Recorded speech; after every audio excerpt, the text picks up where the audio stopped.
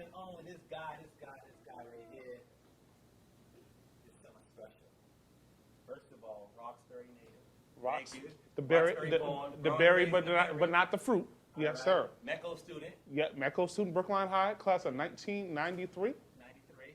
MECO Yeah. student, class of 92. That's what's up. All right. Oh, I didn't know you. Okay. Yeah, I gotta Sudbury. respect my elders. Lincoln Sudbury. Okay, I got you. Okay. Former city councilor. Yep. Former city councilor. Tip my hat off one more time. 7 years. know? And all my hair was black when I first started in the city council. It was all black. Looked like this brother's hair. You see all his just all black. He got the good lineup, and he got the number 60. Go ahead. Just for mint. No, I'm kidding. Yeah. And now cannabis from seed to sale. Yeah, that's what it's about. And so how I got here is kind of interesting because people say, how did you go from being a city councilor to getting into the cannabis industry? But the first part of this started in 2016 when the bill came up, right? And so people came to me and they said, well, you should support this. I said, okay, so help me understand why. Well, in the state of Massachusetts in 2008, we made a law that said, you know what, if you have an ounce or less, that's not criminal. You get a ticket like a parking ticket, that's what you're supposed to get. Well, the ACLU did a study and they showed from 2008 to 2014, if you're black, you had a 300% higher chance of getting arrested for that ounce or less. And then you also had a 700% higher chance of getting arrested for distribution. We live in a state that is less than 10% black folks.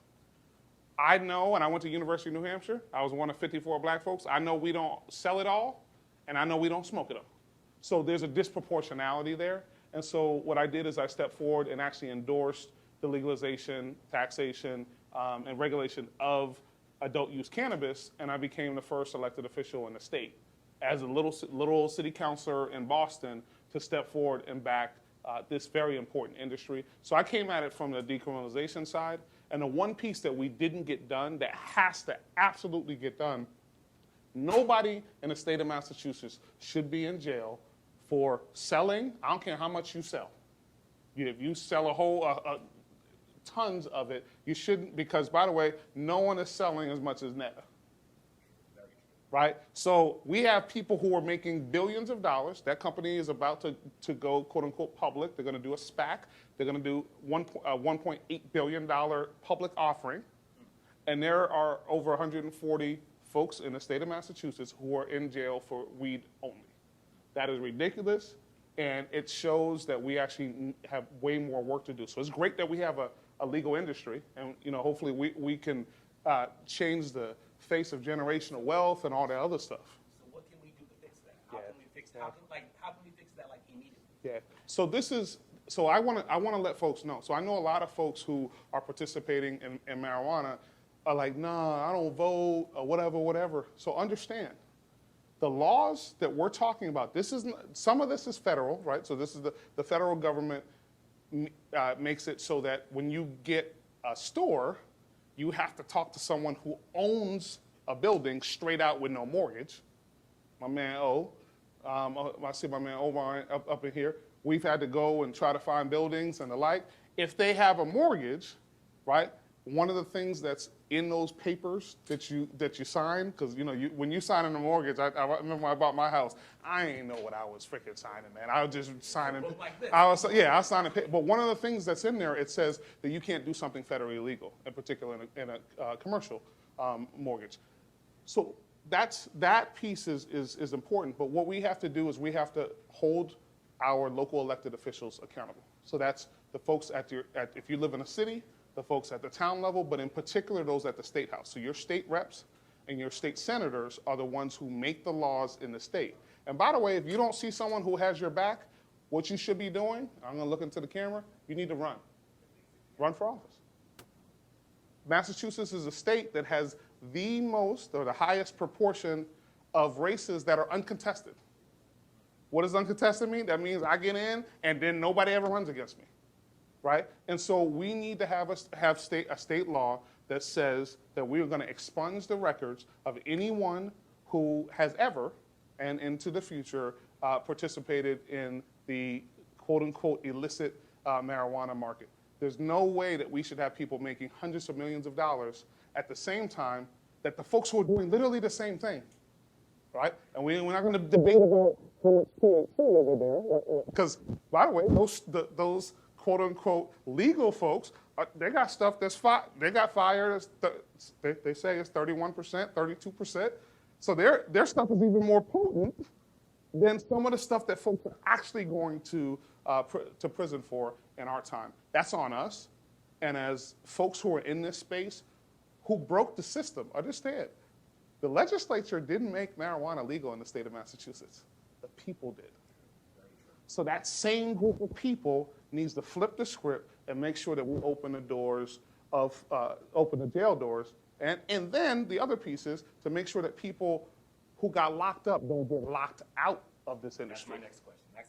All right. So how is it that, how do we get in, you know, as a culture? How do we make sure we're in the industry? And where do we start? So the first place I want folks to start is on Monday, this Monday coming up, June 21st. If you are interested in delivery, you have to be part of the social equity program. Well, it turns out this Monday, the social equity program reopens. So if you live in a neighborhood that's disproportionately affected by the war on drugs, if you have a past record, if you make under 200% of the AMI, that's the area median income, which means you make less than $200,000. Albie, I'm sorry. I apologize. You know, with all that money you're making, man, I'm sorry you're not going to qualify. But no, brother, they found out you're making $350. But I'm not going to put it out there. I'm just going to be, guys, it's just between us. Okay, I just want to shh.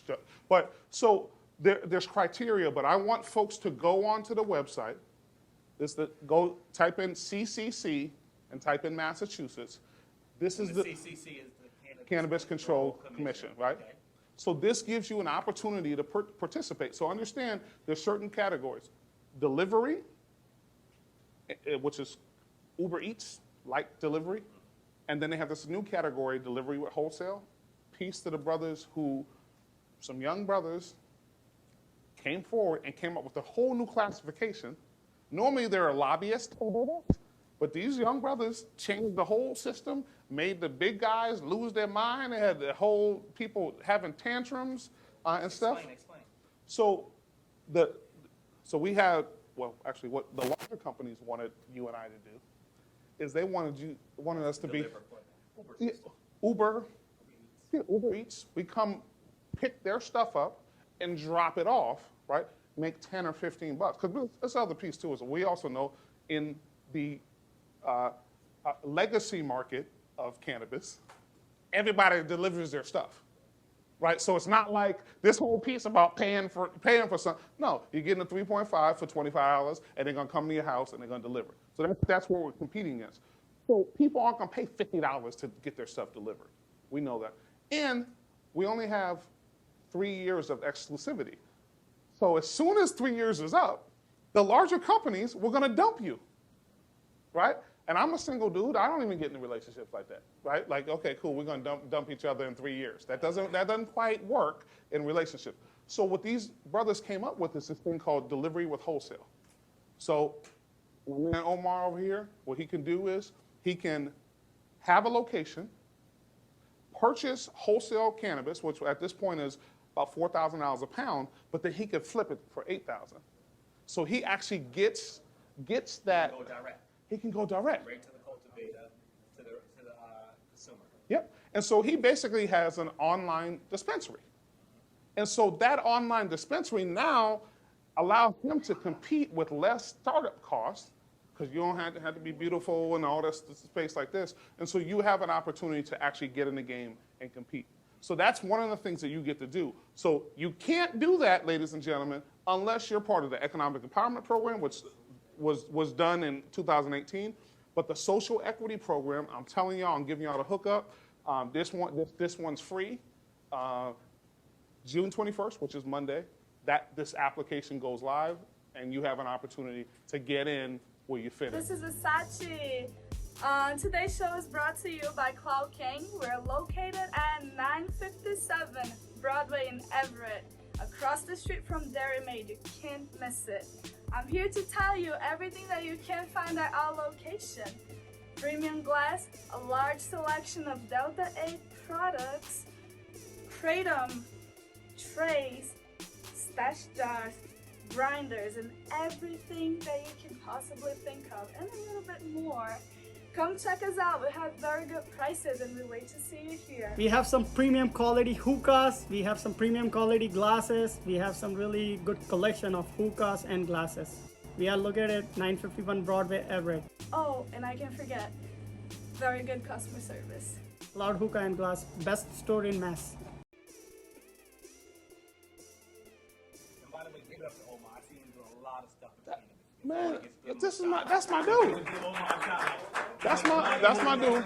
Well, no. I gotta tell secrets though. I gotta tell secrets because Omar and I went to high school together.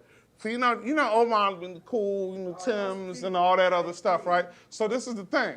Omar was the brother who he killed the game in school, right? So he was cool, all the ladies loved him, all that stuff. Omar did all of his homework during the daytime.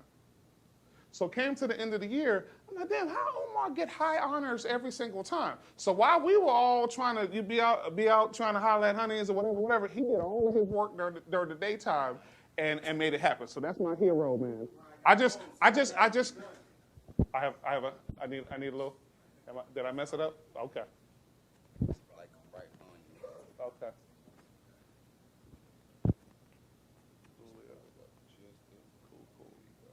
Yeah. Are we good? Yeah. So my man Omar, yeah. So he's been making it happen ever since that back in the day, and one of the most giving brothers. I went to Brooklyn High. You went to Brooklyn High too? Yeah, I went to Sudbury, but I went to Brooklyn every day. Oh, every day. Oh, every day. Oh, okay. Okay. So he was there. I'm not gonna say who he was with. Okay. But he was with one of the Brooklyn ladies. So every day, I'll be like he went to school. Okay. So I probably thought he went to. I thought he was in school with us, right? Okay. Cool. So he had perfect attendance at Brookline High School, and he didn't even go there. Okay. Cool. That's what's up. That's what's up. And I got to give a shout out to my nephew Justin Brown in the house. What up, Justin? How you doing, man? Thanks for coming out tonight. Appreciate Justin's doing his thing. He's actually has his delivery pre-approval, and is going to be in that same game. So it's the family business. Mm-hmm. It sounds like late night cocoa, man. I'm gonna be sweating. I don't know Bro. what I had earlier this evening, but I think it was like some cherry pie or something. But shout out to late night cocoa because I'm over there sweating. Huh? I got one back here, but Yeah. man. I'm gonna be skinny after this. I'm gonna weigh under 200 pounds after this one. So back to us, social equity. Yep. You know, so we get involved. How do we get some money? How do we get some funding? How do we start? You know, how do we get into the business? So I would say to you this, and Albie, you and I have been through, and Omar, others have been. We've been through it all. I tried to work with large companies to do the right thing. And what I found is they weren't willing to do the right thing. We had to plan, and in fact, the company I was involved with, I could have helped make them a multi-billion-dollar company.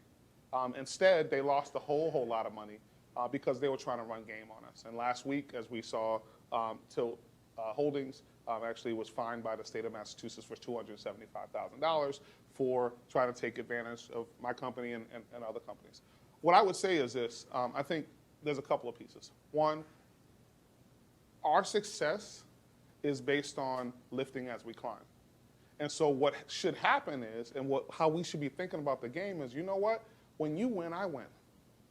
If you come in and you guys are making, if you do like a small company like Caroline's Cannabis, which is this size, who did like $10 or $11 million last year, right? So we know in our business, based on 280E, and I want to let folks know, if you're actually thinking about being in this space, you must look up tax code 280E, 280E. If you're going to talk about being in the cannabis industry, I need you to understand that, because one of the things that Albie and I know is that unlike a regular business, if we make $100,000 a year and then we have $50,000 in expenses for employees or whatever, in cannabis, if we have a store, we don't get to write that off. We only get to write off what we refer to as the cost of goods sold. So basically, the bottom line in cannabis is actually, we get about 50% federal tax, and in the state of Massachusetts, another 20% state tax. Like, that's a lot of adding to come up, but so you have a small. Less spaces. Yes.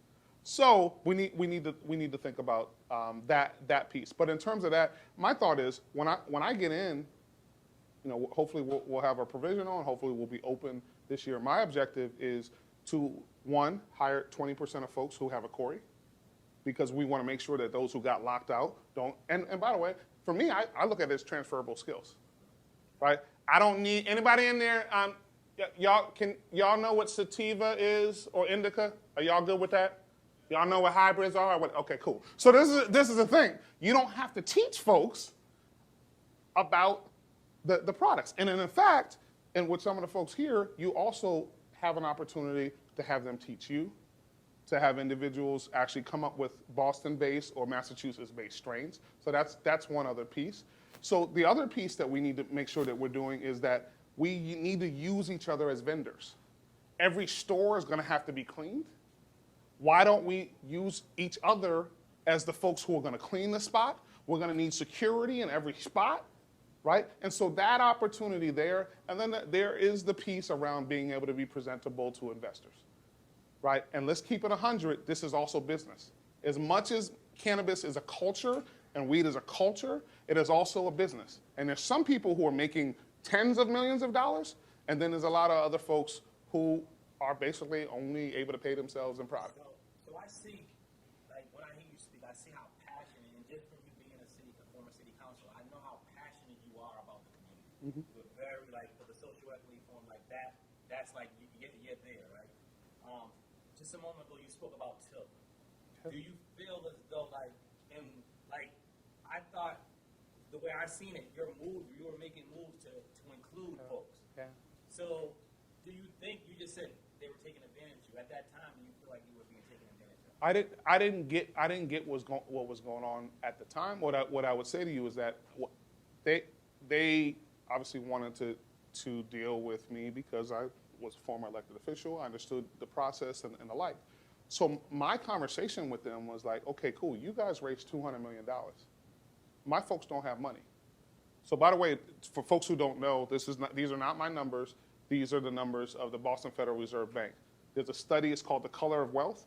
The median net worth of a white family in Boston is $247,500.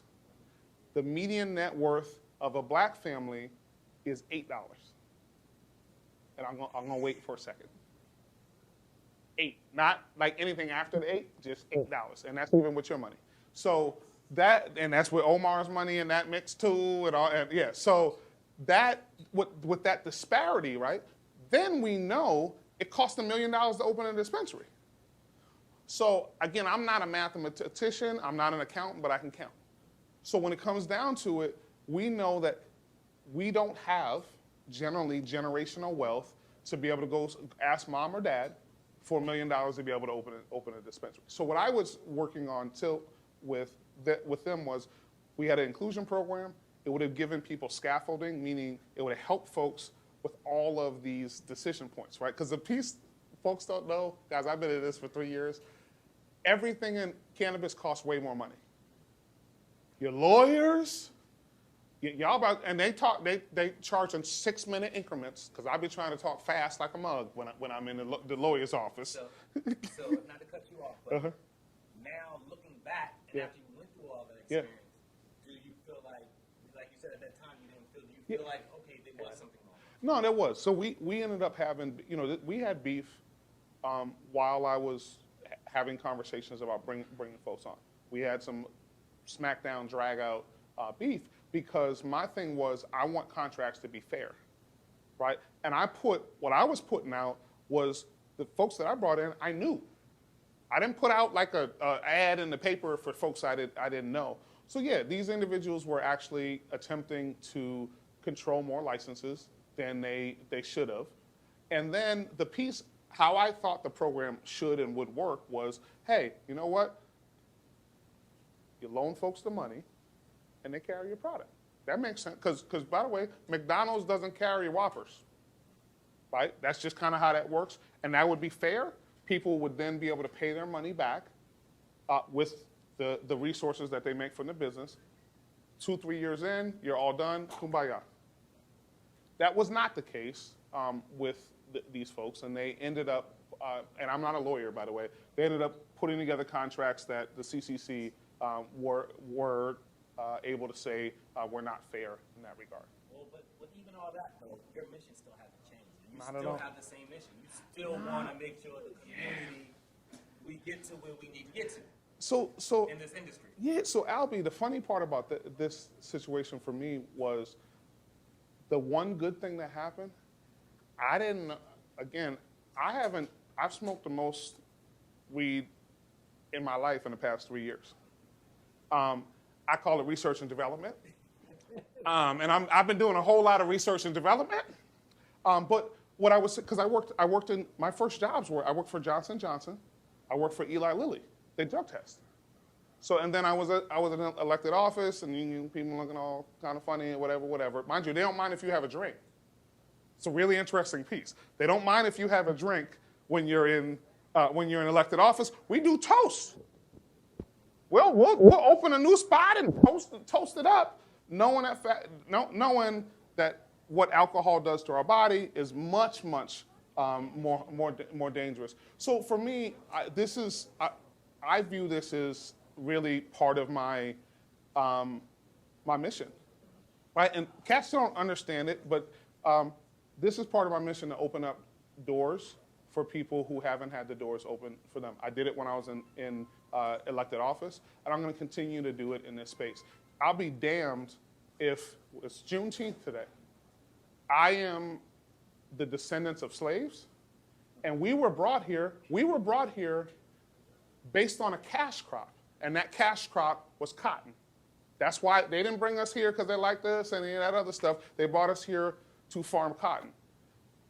That is the cash crop of our enslavement, but I believe that cannabis and hemp is the cash crop of our economic freedom, and it's going to be what gets our folks out of the situations that we're in. And I'll be damned as a black man whose mom, as well as aunt, was a sharecropper, that y'all gonna tell us that we don't know how to grow marijuana? And we can't grow it? Right? Because understand also, people who were brought here from specific parts of Africa that actually were agrarian cultures, and they knew how to grow. And so this piece is, I believe, also the way that we have to make sure that we're in this industry and that we don't allow folks to push us out. My man. And Albie, I want to give you props, my brother. So ladies and gentlemen, I don't know if y'all know, we're in the presence of greatness. This brother has been doing this. I was wearing my suits over and over when I was working at Johnson & Johnson. They could probably stand on their own. But this brother has traveled around the country getting information about this industry and this culture before it was actually an industry. He has been at the vanguard of this culture and industry. Interviews with Snoop, interviews with all these other cats, way before it was cool to be in this space while people were getting arrested. And the brother took multiple years of his life to be able to do that. So I just want to give you props. Ladies and gentlemen, can we give the brother his props? Because that's the one other piece. We have to give folks their flowers while they're here, right? Because we go to funerals and we say all kind of nice stuff when the person can't hear you anymore. We have to give people props. And this is the other piece. This brother has created a space to put other people on with folks. And when you ask me, how do we do it? We have to be in that way. We have to answer in that way because when you win, I win. When WISO is successful, I'm successful. Okay, I'm sorry about that, brother. I'm sorry about that. I guess I get excited with the mic. Okay, cool. I might have to get do my Rakim later. But we have to give it up for you for creating this platform, and also for making sure. And you said something to me earlier. You said, "Yo, it's not about only what I do for myself. How we get our blessing is when we bless other people." And I just want to thank you on TV. Hopefully, y'all make a brother look skinnier than I really am. Okay, do what you can do. Do whatever you can do over there. But I appreciate that. Just get the whole slice right here. Yeah. But I want to thank you for what you're doing for our people, our community. And the one last piece is, there's not enough space in Boston that we get together and build with one another, right? And I always like to say about Boston, we have strong bones, but we have crappy ligaments. The connective tissue that should be about me bigging up you bigging up me, and all these folks bigging each other up. Instead, we have the crabs in the barrel mentality. And I think this week, someone broke something down to me about crabs in a barrel. Crabs are not supposed to be in a barrel. Right? So we always say they pull each other down, but by the way, they're not actually supposed to be in a barrel. And so what you're doing is giving us a platform to free ourselves, multiple people being able to do multiple shows in this space, and actually taking a leadership role in content creation in cannabis. And I'm proud of you, my brother. Thank you. And thank you for sharing tonight. Thank you very much for Thank sharing you. your story. Thank you for being with us. And please tell us about the new store coming up downtown. Please talk to us. Okay, cool. So ladies and gentlemen, I am the owner of a company called Verdant Reparative. We have a mission of repairing the harm that has been done in our industry. That's why we had the reparative part of it. We have a host community agreement with the city of Boston for 2 functionalities at 150 State Street. So we're in basically Faneuil Hall.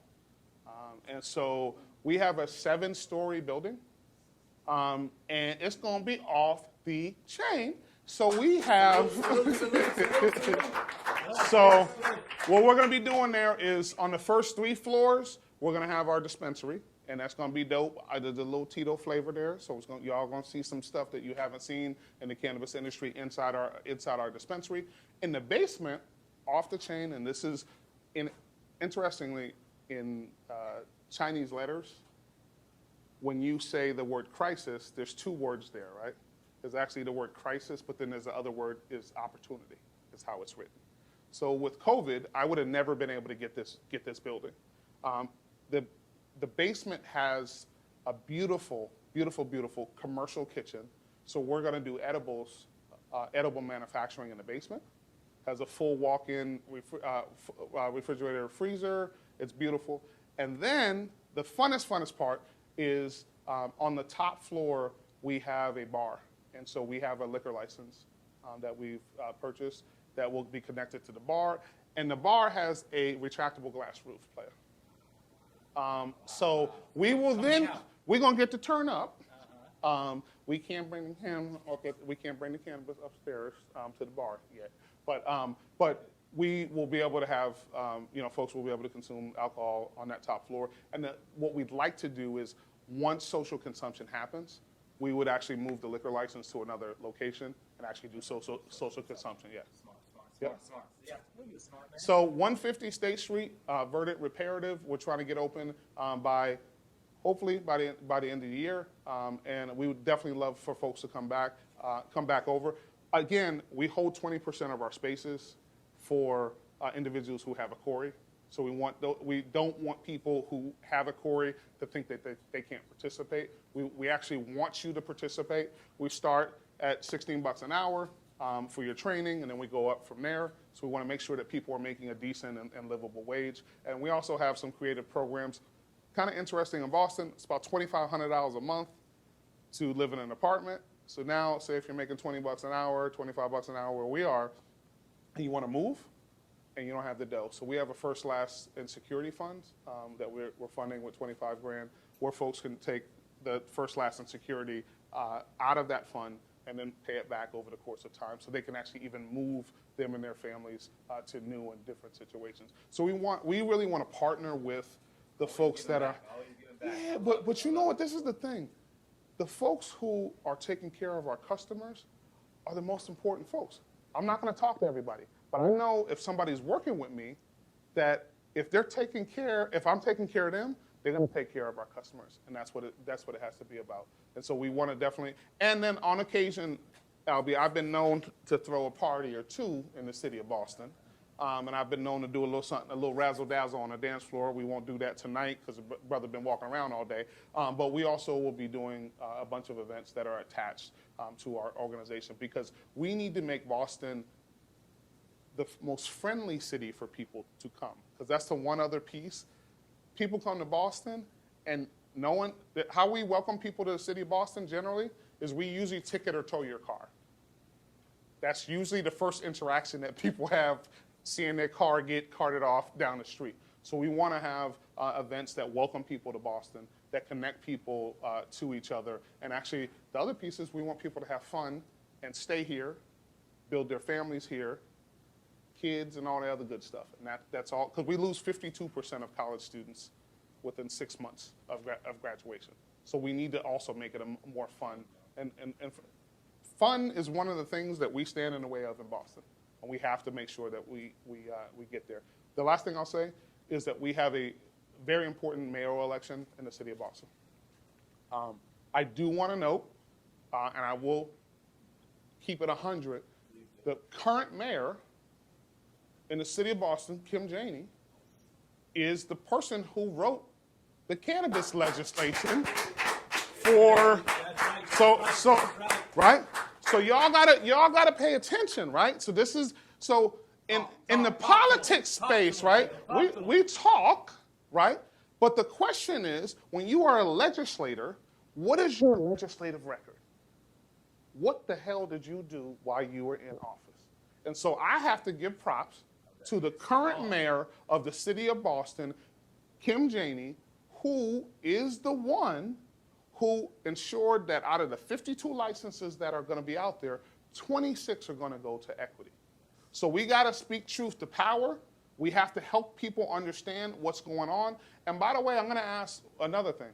So hold on, so not to cut you off. Well, I'm Yeah. going to cut you off. Yeah, no, you do. It's your show. So, I can't be in here. Earlier, I said, what do we do next? Yep. So that's one of our important moves. Our next move is making sure we support who's going to support us, and that's Kim Janey. If I get that correct, right? Yes. So what I'm saying to you is that look at people's records, ladies and gentlemen. We can spit, like there's a bunch of people who can spit real game, but when it comes down to where you stood, because by the way, you were in this game way before me, and you stood at the vanguard of this. You traveled around the country using your own resources.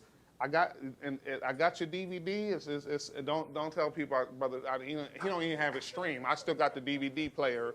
It's in my DVD player right now. Don't. Shh. But when it comes down to it, you were doing that, right? And actually, he had some VHSs. I know the millennials, y'all don't know what VHSs are, but go ahead and Google that part. But so we have to make sure that politically we support. And by the way, not only in Boston, right? We should have these social equity programs in cities and towns across the state of Massachusetts. And wherever you live, this is what you should be demanding of those folks who claim to be your elected officials. You put them there. And again, one more, the legislature of the state of Massachusetts did not make marijuana legal. It was a ballot question. And a ballot question, by the way, is all y'all getting together and saying yes or no. Right? So when it comes down to it, that's how we hold people accountable. It is at the ballot. We have a critical election in September in the city of Boston, as well as in November in the city of Boston. Do your research, and all I can say is on this particular issue, when it comes to the issue of cannabis, I believe there are very clear choices around who we should support. Support the folks who support you. My man. Tito Jackson, give it up. Thanks for joining us. Thank you so much. All right. Hopefully I can come back. I know your man. I know the mic situation. Okay, if I broke the mic, I will put in on paying. Can I finance the mic? No, I'm just kidding. But thank you all so much. Thank you for the platform, and thank everyone else for coming out. I want to make sure again that we continue to hold the door open for those folks who are in this game. So any of our folks also who already have stores, we want to make sure that they're still helping folks out. It's not enough for only one or two of us to have stores. We need to be funding each other. We need to make sure that we're doing business with one another, because remember, the cannabis business is not only directly about cannabis. this is also a media platform. We should make sure that we are advertising with the folks who take care of us in the community. So thank you so much, and happy Juneteenth, ladies and gentlemen. This is, and by the way, we were celebrating the holiday before they made it a national holiday, right? And now I appreciate that they, I know some folks are mad. I appreciate that those issues, the issue of Juneteenth has been settled, but let's settle the issue that Black lives should matter and that police brutality is still real. Gentrification is real. Disparities, and I don't believe that there's an achievement gap in our schools. I believe there's an opportunity gap. Our young people should be given the same opportunities that you and I were given, and Omar and I were given going to Brookline High School and going to Lincoln Sudbury.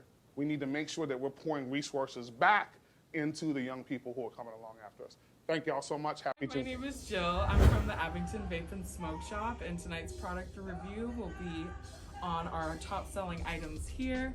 We have the Delta 8 disposables, the dabs, the cartridges. We even have the new Packwoods Blunts on the market. These are some of our top selling products. The Rare Bar has been one of the most top selling ones here. It's a 1 gram Delta 8 disposable. You can recharge it, and we have some of the best flavors. We also have our Novo 2 kit here, which is one of our top selling items. We have many different colors. We have plenty of the accessories here as well. Our popular Frio trays here, they come in their own little bag and they have some of the best designs I have seen. Then we do also have the freeform dabs that you can smoke out of like any rig and whatnot. We've been getting great reviews on this one here as well. And this right here is our Space Max, which is the 5% clear tobacco vaping product. It comes in multiple sizes. We have the 4,000 puffs, the 800 puffs, and usually the 600 as well. And this one here is the Crave Max. It has the 2,500 puffs. This is in the clear flavored tobacco. And if you have any vaping requirements, we've got the top selling Crave Max, Space Max, Ludo, you name it, we've got it. And the Packwoods is one of our biggest selling items as well, which is a 2 gram blunt with heat and dabs rolled into it, so it is an amazing product. If you want to come down and you want something aside from tobacco, we definitely do have that. We're located on 988 Bedford Street in Abington, Massachusetts. Definitely feel free to stop by and we would love to have you.